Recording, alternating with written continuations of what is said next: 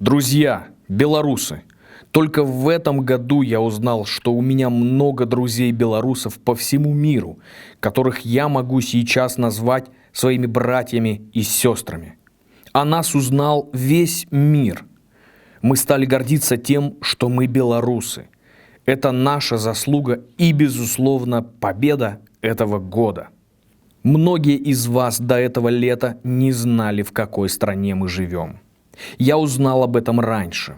Я узнал, когда был наблюдателем на парламентских выборах в 2019 году. Явка была 15%, а нарисовали 74%. Я узнал и убедился, что у нас нет честных судов, когда был осужден дважды за участие в митинге в декабре 2019 года и Новый год встретил в изоляторе. За съемку интервью в разных городах на меня составили более 20 административных протоколов в мае. По некоторым меня успели осудить и приговорили к штрафам и арестам десятки людей, которым я дал возможность рассказать о проблемах. Я узнал и убедился на своем опыте, что силовые структуры, Следственный комитет, прокуратура, милиция, КГБ работают исключительно в интересах диктатора, а не народа, нарушая закон, когда я неоднократно был задержан, в том числе, когда хотел зарегистрироваться кандидатом в президенты, чтобы обезличить эту фальшь и беззаконие.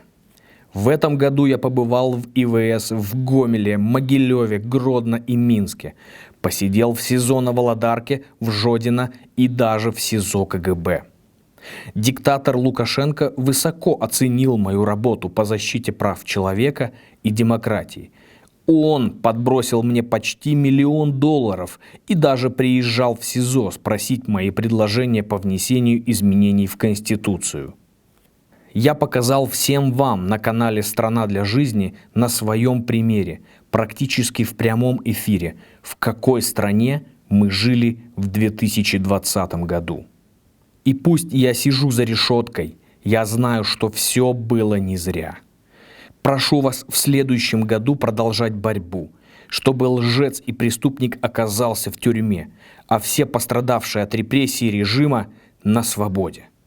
Не дайте обмануть вас какими-то поправками в Конституцию. Непоправки в Конституцию привели десятки тысяч белорусов к арестам. Миллионы белорусов возмутили ложь и лицемерие, насилие, несправедливость и беззаконие режима Лукашенко. Я хочу поздравить вас с наступающим Новым годом. Я знаю, что той ненастоящей Беларуси, которая была, уже больше не будет. Я верю, что вместе мы построим настоящую страну для жизни. Я искренне желаю вам всем не терять веры в то, что правда и справедливость победят зло и беззаконие хотя бы в одной небольшой стране. Я горжусь тем, что я белорус, и горжусь всеми вами. И горжусь своей любимой женой. Вы невероятные. Живе Беларусь!